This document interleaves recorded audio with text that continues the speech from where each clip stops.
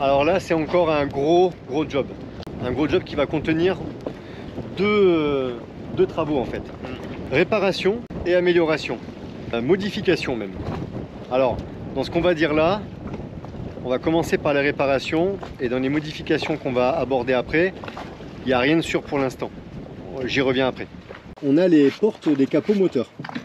Hop, bon, il y a un peu de poussière, forcément, on a fait des trous partout. Voilà, ces capots, ils sont pourris. Déjà en partie, ils sont un peu pourris. Ça, c'est la première chose. Mais on sait que ici dessous là, le bois, il n'est pas top. On sait que au niveau de ce pied de chandelier, et c'est pour ça que j'ai mis du Sika comme ça, on sait qu'on a des problèmes aussi. J'avais modifié ces charnières et en fait, j'aurais pas dû. J'aurais dû attendre les travaux suivants. Ça sera difficile de vous montrer visuellement parce que vous n'allez rien voir. Nous, on sait parce qu'on a été voir un petit peu l'état du bois à des endroits. Ça, on va devoir modifier. Là aussi, on va devoir faire des gouttières. Mais potentiellement, ces gouttières-là seront plus costauds, quoi. Elles seront plus résistantes, déjà parce qu'on marche souvent là-dessus, très souvent. Et parce que il faut absolument que l'eau puisse vraiment bien s'évacuer. On n'a pas trop le droit d'avoir de l'eau dedans. Enfin, on n'a pas trop le droit, il faut vraiment éviter. Donc il va falloir qu'on reprenne l'intégralité de tout ça. Quand on va reprendre l'intégralité de tout ça, alors ça, c'est pas pour tout de suite, ça va être pour dans quelques mois. Hein. Il va falloir qu'on investigue un peu sur toute la partie. Quand on va faire tout ça, si on est en dehors de l'eau, on va peut-être, je dis bien peut-être, on verra à ce moment-là, modifier les jupes. On a des jupes assez fines et qui sont fermées à l'intérieur et à l'extérieur. Et en vrai, c'est pas très pratique quand on descend avec l'annexe. Ce qu'on veut faire là-bas, on le voit bien. On a cette jupe là qui descend assez raide. Les escaliers sont pas trop raides, mais les jupes, un petit peu. L'idée est partie du fait qu'on voulait ouvrir l'intérieur, c'est-à-dire découper ça là, découper une partie de ça. Et puis après, en discutant comme ça avec des pros aussi, avec des gens qui ont déjà fait ça, l'idée tranquillement est venue sur pourquoi pas rallonger un petit peu les jupes et donc modifier même les marches. Pas de beaucoup, hein, de 3,50 m. Non, pas de beaucoup, je sais pas, on sait pas exactement. Ça peut être 60 cm, 80 cm, on sait pas. Je sais qu'on va avoir des commentaires, attention, la conformité du bateau, le cil là, c'est pas très grave.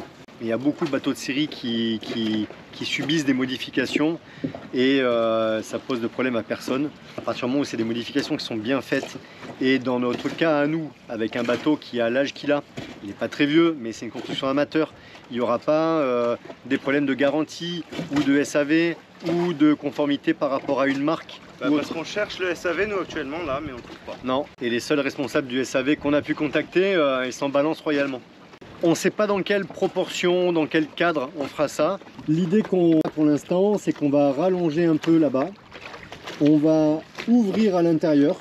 La dernière marche qu'il y a ici, en fait, il y a des chances que là où je suis là, c'est la première marche. Celle-là, elle va peut-être être rallongée. Et la deuxième va être rallongée aussi. Ce qui veut dire qu'on n'aura plus 3 marches, mais 2. On pourra se permettre de faire une toute petite pente douce pour pouvoir arriver plus haut par rapport au niveau de l'eau que ce qu'on est actuellement. Et actuellement, les jupes, elles sont toujours sales parce que comme vous le voyez là, l'eau, elle revient dessus. Que ce soit au mouillage ou en navigation. Si c'est fait un jour, ça sera fait en dehors de l'eau, bien sûr, et on ne sait pas quand, puisque dans tout ce qu'on vous a dit jusqu'à maintenant, on peut avoir des surprises qui vont nous coûter plus cher aussi. Tellement d'imprévus potentiellement. On sait que ça a beaucoup été fait sur les outre-mer de l'époque sur lequel a été copié ce plan-là, qui ont aussi les jupes assez longues et de série en fait. Donc il y a beaucoup d'outre-mer de série comme ça de l'époque qui n'avaient pas les jupes assez longues et qui ont été rallongées. On en a vu, on n'a pas visité, mais on a vu. Ouais. Bah surtout un aux Anses d'Arlay là quand on est redescendu et elles avaient été rallongées, ça se voyait. Ah mais c'est sûr. J'ai encore 2-3 petites choses à vous expliquer, on va se mettre à l'abri. On va juste terminer sur 2 points qui sont assez importants. Là, mis à part tous ces travaux de charpente, parce que ouais, menuiserie, charpente, tout ça, on a aussi d'autres choses à revoir absolument avant de reprendre la mer sérieusement. C'est qu'on a les 2 bacs de safran à faire. Donc ça, c'est à faire aussi. Il faut qu'on démonte les safrans, un par un bien sûr. qu'on les emmène chez le fabricant pour qu'on puisse voir vraiment les cotes, pour pouvoir les ajuster au mieux. Puis refaire la même chose sur le deuxième. On a les 2 bacs de safran à faire parce qu'on a pas mal de jeux dans les safrans. Surtout, côté bâbord ça va encore, mais surtout côté tribord, même là, au moment où je vous parle, je sens sous mes pieds et j'entends le safran avec l'eau qui fait comme ça. C'est pas très grave, mais ça commence à s'accentuer vraiment. Avec toutes les naves qu'on a fait, il faut absolument le faire. Ça, et on a une petite fuite hydraulique. Et la deuxième chose, c'est qu'on a une fuite hydraulique qui commence à s'accentuer pas mal aussi. On en a beaucoup parlé dans les vidéos de nos naves en Guadeloupe et tout ça. Et ça, c'est très important aussi. Ça paraît anodin, mais un flexible hydraulique, ça peut aller jusqu'à pas loin de 1000 balles. Vous imaginez qu'on a déjà un flexible à remplacer. D'après moi, il serait raisonnable d'en avoir un deuxième, disons celui de l'autre côté, en spare dans le bateau, pour éviter de devoir être emmerdé à un moment donné. Et on a, je crois, 3 vannes multivoies pour le circuit hydraulique. Tout ça, ça va être un sacré billet aussi. Alors, on est quand même mieux à l'abri. Vous m'entendrez beaucoup mieux. Bien sûr, quand on va sortir le bateau de l'eau, on aura tous les passe-coques à remplacer. On se dit, quitte à sortir le bateau de l'eau, autant remplacer les passe-coques. On aura le carénage à faire. Nous, on a un copper coat. C'est un revêtement qui est avec la base de cuivre, qui est très durable, mais qui coûte normalement à la base plus cher aussi. Nous, on a l'avantage d'en avoir déjà un. Donc, mis à part une modification au niveau de la ligne d'eau, de la ligne de flottaison, on n'aura qu'une repasse à faire. C'est un peu délicat à faire, mais ça sera beaucoup plus simple que de devoir passer d'un autre revêtement à du copper coat, vu qu'on l'a déjà. Quand on sortira le bateau de l'eau, bien sûr, on aura la peinture des carènes, c'est-à-dire la peinture de l'extérieur des coques. Toutes les autres peintures pourront être faites avec le bateau à l'eau. Le pont, tout ça, on peut tout repeindre en étant au mouillage à l'eau. Par contre, c'est sûr qu'on ne peut pas aller repeindre les parties qui sont verticales au mouillage. Donc ça, quand on sortira le bateau de l'eau, ça sera évidemment quelque chose à faire. C'est pas exclu qu'on sorte le bateau 2 fois, hein, parce qu'à un moment donné, ça fera quand même beaucoup de travaux. Et donc, on avisera en fonction de tout ça après. Sous le bateau, notamment sous la nacelle, on a pour chaque sortie d'eau, que ce soit pour le dessal, le trop-plein des cuves, les pompes de cale, tout ça, on a des petits déflecteurs en inox qui sont fabriqués de manière à ce que quand le bateau navigue, l'eau rentre pas par le trou, mais par contre l'eau peut sortir. Je vous montre. Je parle de ça là, là-bas, et on a le même là-bas en face, ça là. Il y a 2 points là-dessus. Le premier point, c'est que ceux qui sont en place me paraissent un peu petits par rapport à la dimension des trous. Ça veut dire que quand on navigue et qu'on prend un peu de mer, on peut avoir par endroit de l'eau qui re-rentre un petit peu, qui refoule par les trous.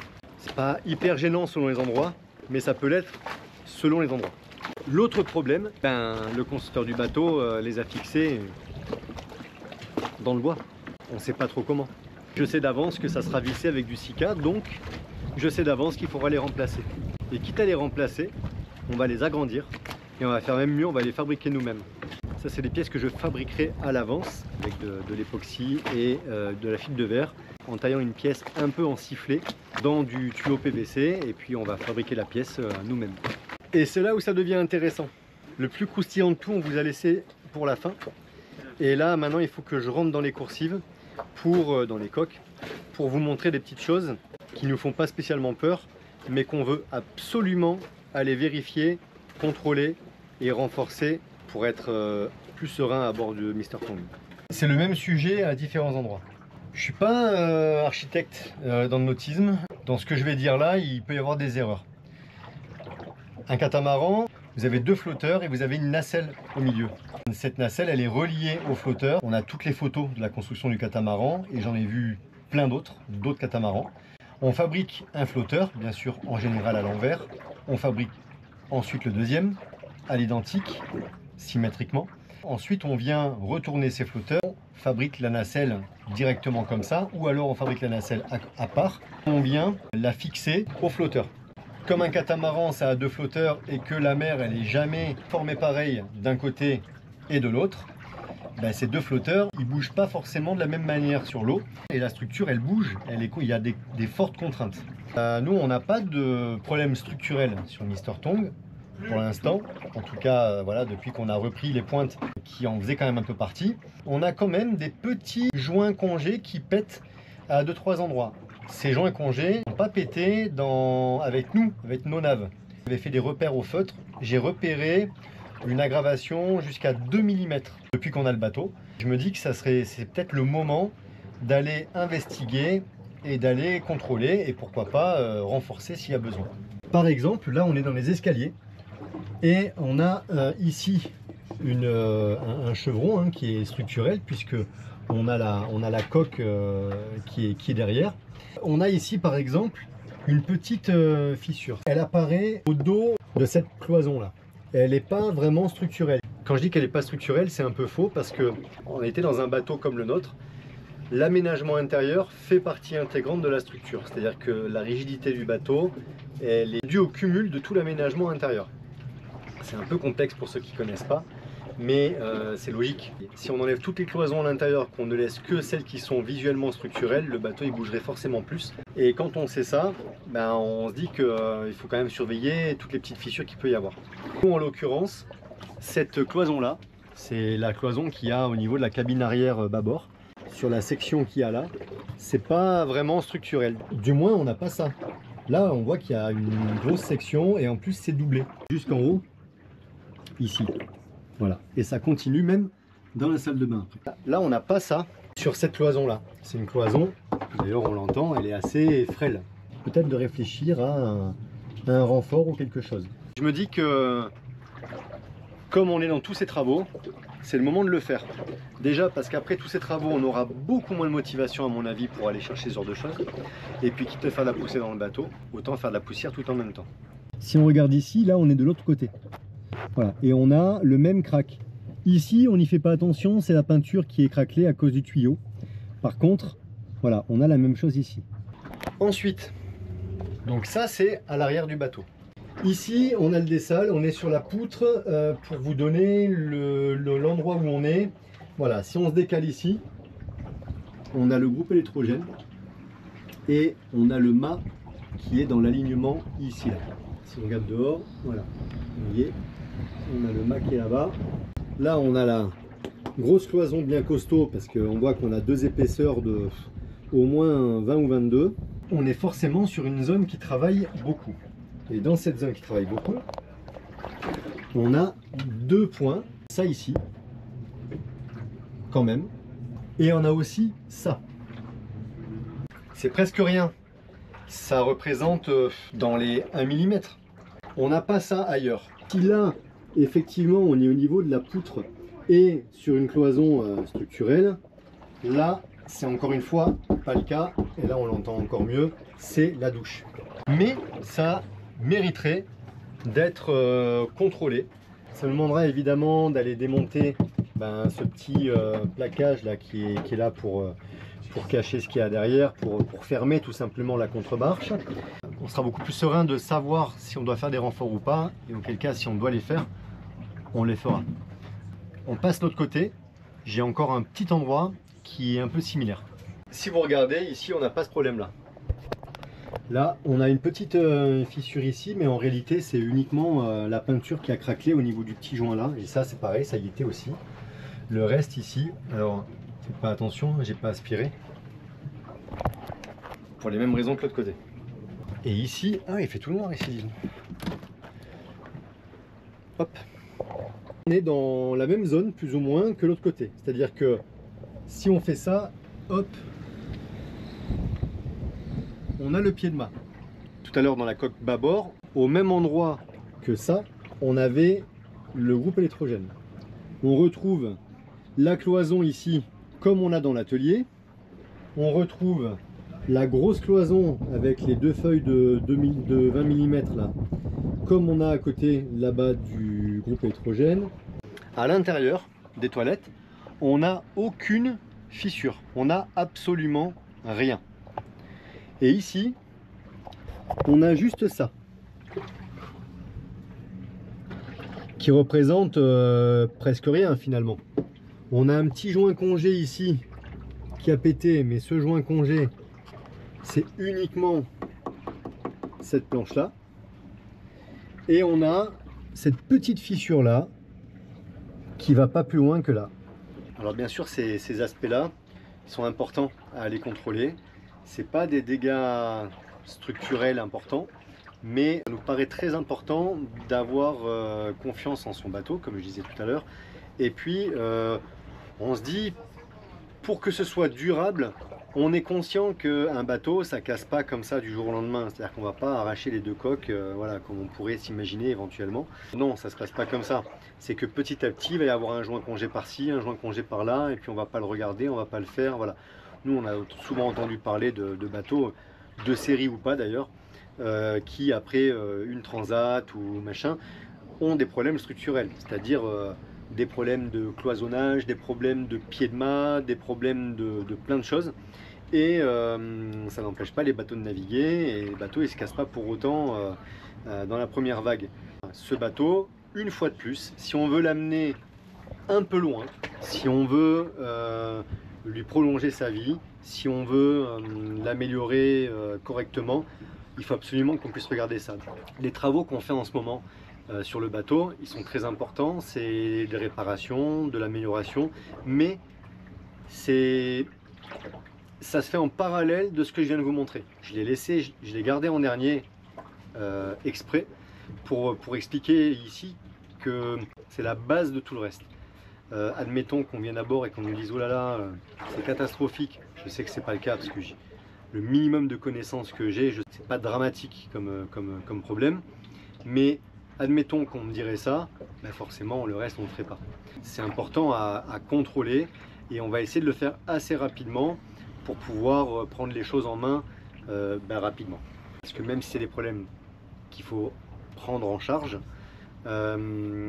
potentiellement ça ne nous empêcherait pas de naviguer 2-3 canaux pour aller à l'endroit où on doit sortir le bateau si on doit le faire. Ça c'était à peu près le dernier point. Il y aura plein d'autres choses, vous n'êtes pas prêts hein. Mais bon, en tout cas, on est hyper motivé pour faire tout ça. Et puis de toute façon, voilà, on fera ce qu'il faut. Ça prendra le temps que ça prendra. Faut pas que ça prenne 4 ans non plus, hein. Ni 3 d'ailleurs. Ni 2 d'ailleurs. Mais on sait que toutes ces choses-là vont être faites quand même assez rapidement. Tout est relatif, mais si ça prend quelques mois à 1 an, bon, pourquoi pas.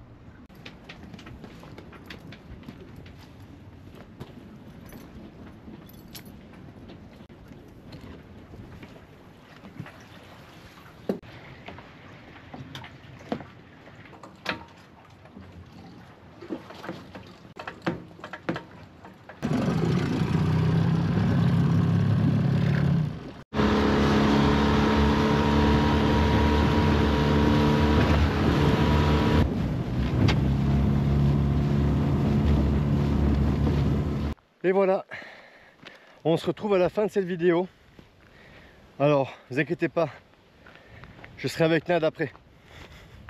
J'ai commencé cette série travaux en forêt et je le finis en forêt. Alors, bon, pas au même endroit et pas au même moment. Je crois qu'il s'est bien passé au moins 2 semaines entre les deux. On a vraiment eu du mal à faire cette partie 2. Le vent n'était pas avec nous. J'espère que vous aurez bien compris quand même, malgré le vent dans le micro. La conclusion de tout ça, c'est que eh ben, il y a du taf. Il y a vraiment du taf. On le savait. Et c'est en connaissance de cause qu'on a pris cette décision de se lancer là-dedans. Ce qui avait commencé par un voyage en bateau à la voile pour profiter.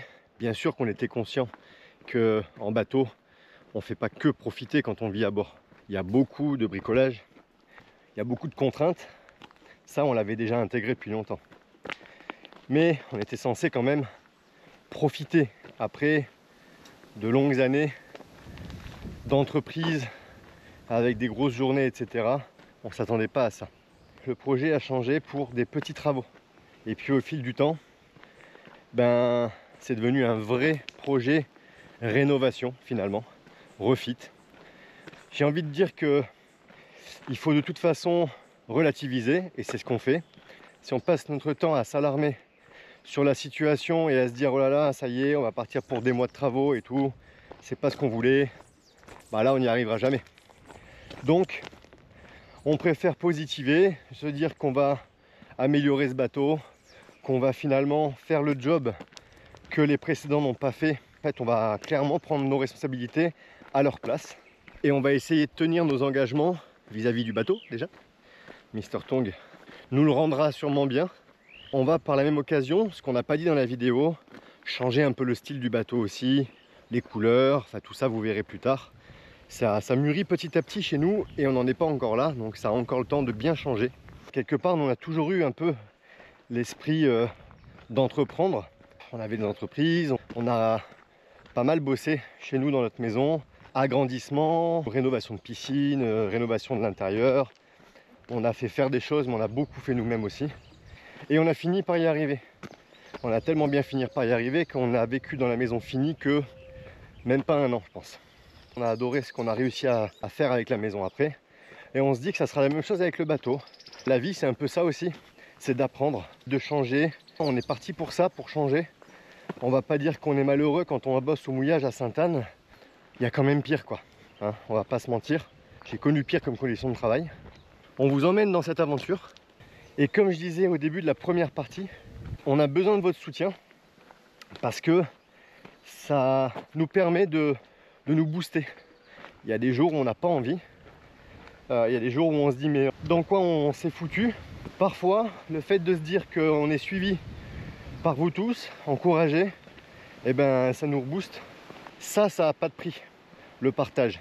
Nous, on partage notre expérience, notre aventure, et vous nous partagez plein de bonnes infos, plein d'encouragements, plein de bienveillance. Je vous laisse là-dessus. Ciao, ciao.